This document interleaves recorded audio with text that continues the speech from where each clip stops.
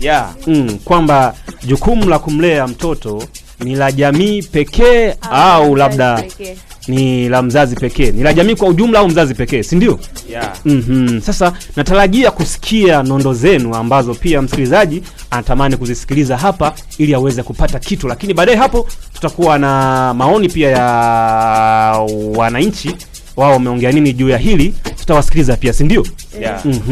Sasa sijui naanza na nani? Nianze na sauti mpya.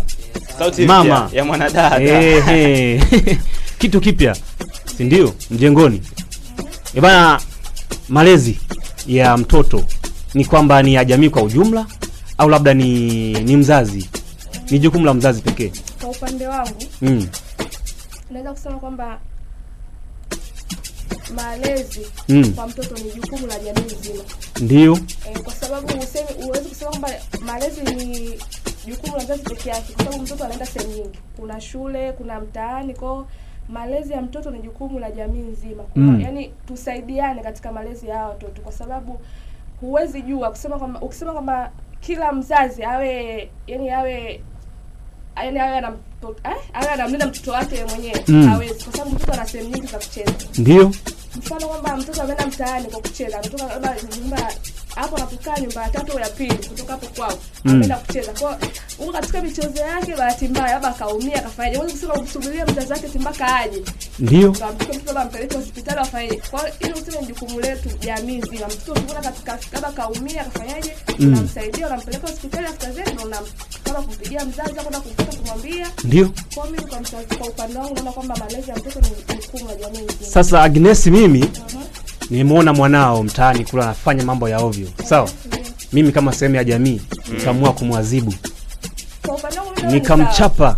Ni sawa. Agnes, hautakuja umefunga kanga kiunoni? Yaani kumwadhibu ni sawa, ila nategemea unamwadhibu vipi. Unamwadhibu kwa kiasi gani? Ndio. Huwezi kuniambia mtoto labda wa miaka mimi ninatimiza majukumu yangu kama jamii, na mimi sitomwadhibu kipigo cha kupitiliza. Maana yake ninamwadhibu kumuonya, si ndio? Kama jamii. Hautokuja umefunga kanga kiunoni? Hapana. Yaani tuseme hivi, afu na pia wazazi tu wanaelewa kwamba kukuta mtoto wako ameadhibiwa.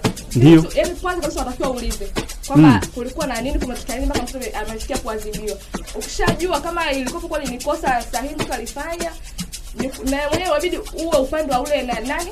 Wa yule mtu ambaye alikuwa amemwadhibu mtoto wako. Ndio. Kwa kama mtoto kweli alikuwa amekosea. Sio kama wakao upande wa mtoto wako, siku nyingine na akikosea, unaweza tena kuwalaumu watu wengine wakati wewe mwenyewe unakosea. Kwani kwa mfano sasa amekuja mwanao analia nyumbani, utamuuliza umefanya nini?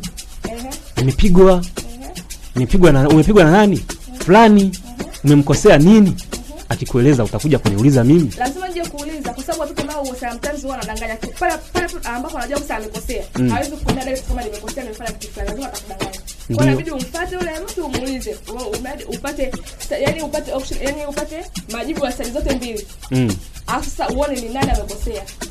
Sio kusema kwamba mzazi atasema mtoto si adanganya, mtoto si afanye. Mtoto anaweza kufanya akawa amefanya kosa afanye kwa mzazi, aseme kwa moja nilikosea, hawezi kusema hivyo. Adhabu ni ya kawaida, si ndio? Kama mzazi umeiona hali ya mtoto na maelezo ya mtoto. Manake kama atakwambia amenikuta labda anakojolea sijui sehemu fulani hivi, akanipiga, kuna haja ya kuja kuniuliza? Au utaelewa automatically kwamba mwanangu ameonywa kwa sababu kakosea? Kuna kosa jingine hata mwenyewe unajua udhaifu wa mtoto wako na vitu ambavyo mtoto wako anafanya. Kwa hata kama ukisikia ameadhibiwa, kuna muda huwezi kwenda kuuliza kwa sababu unajua kosa alikosea. Kuna vitu vingine unaweza kwenda kuuliza, vitu vingine wewe mwenyewe tu unajua kama mzazi, kwa sababu mtoto wako unamuelewa. Ndio. Unajua nimeanza na Agnes face wanasemaga ladies face, ndio? Ladies first. Nimeanza naye kwa sababu nimewashuhudia mama wengi sana wakifunga kanga. Kuwafuata majirani huko. Bana umempiga mwanangu. Afu haya ni mambo ya Uswahilini, ndio mara nyingi anakuwa hivi. Uswahilini si ndio, yani kwa kivetu vetu hapa tunajuana. Yani uwezo ukasema wewe mtoto labda wa Agnes ndio umemwadhibu, alafu yeye aje achukulie tu akusupport wewe kwamba hata kama ni amekosea nini, lazima atakao upande wake wa mtoto. Inategemea na umemwadhibu vipi. Unajua unapopaswa kutoa adhabu. Hebu kwanza unajua Halima kangana na hili neno. Hebu nataka hoja zako. Yaani unapotoa adhabu kwa mtoto, usitoe adhabu kama wewe mwanajamii, toa adhabu kama mzazi, simama kama mzazi. Ndio. Manake adhabu isipitilize, si ndio? Isipitilize. Kwa hiyo pia tunaikumbusha jamii kwamba tunapokuwa tunaonya watoto au watoto wa wenzetu kule mtaani, tuwe na kipimo cha kuwaonya. Kama utamuonya kwa maneno, muonye basi. Na kama utaamua kumwadhibu kwa kipigo kiwe cha kati. Chukulia kama ni mwanao wewe pia. Ndio. Unakuta wana hasira zao kwa sababu kishika wewe mtoto wako. Inapotokea unamwadhibu mtoto wa mwenzio kupitiliza, sidhani kama kuna mzazi anaweza kukubaliana na hilo.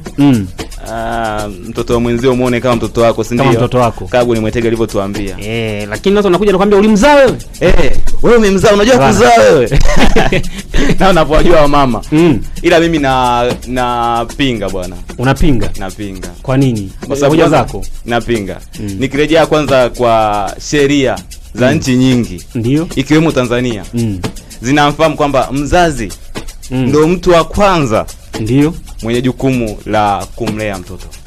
Mtu wa kwanza, si ndio? Sheria ya Tanzania inafahamu mzazi ndio mtu mwenye jukumu la kumlea mtoto, kwa sababu yeye ndio kamleta duniani.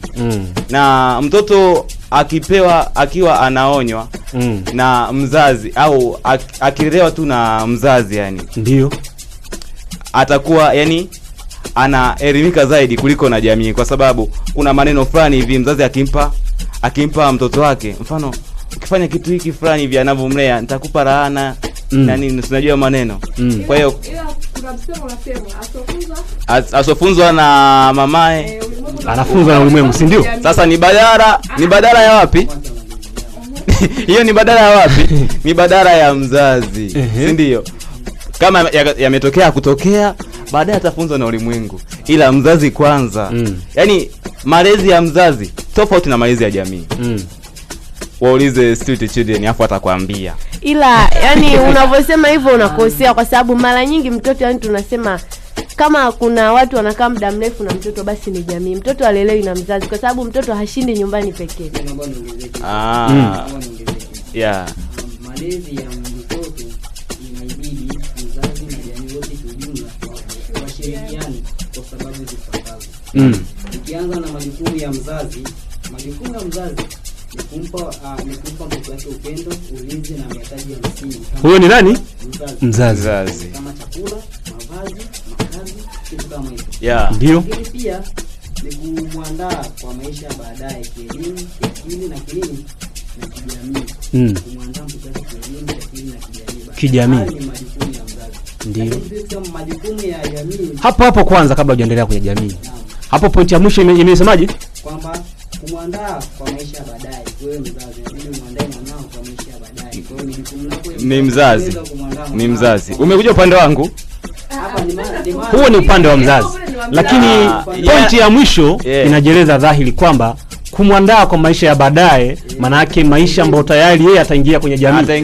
Maana yake atatoka kwenye mikono ya wazazi na kuingia kwenye mikono. Maana yake wakati huo itakuwa ni jukumu la nini? La jamii, si ndio? Tuendelee. Lakini kwa jukumu la kijamii ni kwamba kutoa mazingira salama kwa watoto wote. Kivipi? Kwa kutoa mtaani, shuleni, misikitini na kanisani. Jamii kutoa mazingira sahihi kwa watoto ambao labda wako mtaani, kanisani, misikitini. Kwa hapa hivi somo zote anabidi amzingatie mtoto. Ndio. Ili jamii imzingatie mtoto. Kivipi? Sometimes mzazi unakuwa haupo karibu na mwanao, bali ambayo yuko karibu na mwanao ni jamii.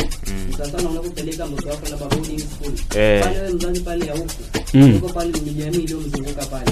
Kwa hiyo jamii ile itahakikisha kwamba mwanao inabidi afuate misingi ya jamii ambayo tunaitaka. Lakini pointi ya tatu inasema kwamba kuweka na kulinda maadili ya jamii. Jamii yenyewe inamsimamia mtoto katika kulinda na kuweka maadili. Jamii inayomtengeneza mwanao awe na maadili. Ndio. Watu wengi wenye maadili hawatengenezwa na wazazi, bali wametengenezwa na jamii kuwa na maadili. Ila maadili yatengenezwa kwanza ndani. Ndio tunasema hivi. Watu wengi wenye maadili hawajafunzwa na wazazi. Wamefunzwa nini? Maadili ni nini? Maadili tunasema ni kama kuwa na tabia njema, tabia nzuri, kitu kama hicho. Sasa mimi hapa na ya wazazi labda ni waizi, lakini unakuta mtu wake ni mchungaji.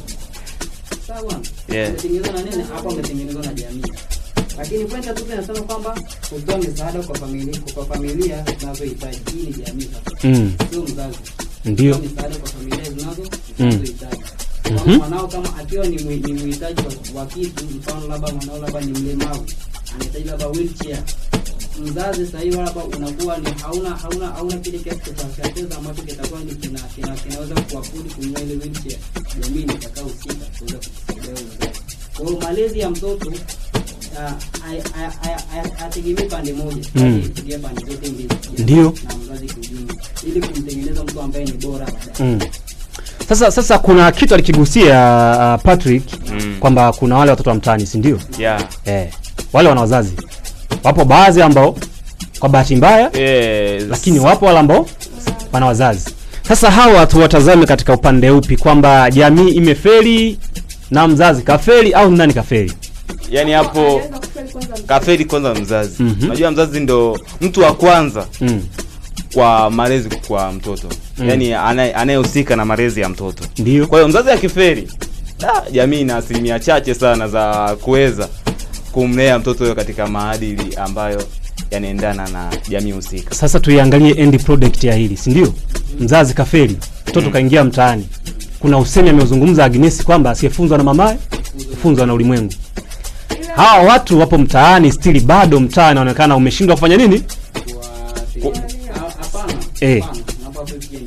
Ndio. Najua hapa siku za karibuni ilitokea sakata moja, kijana mmoja ambaye alionekana akivunja mabango ya kitu fulani. Kijana alikamatwa.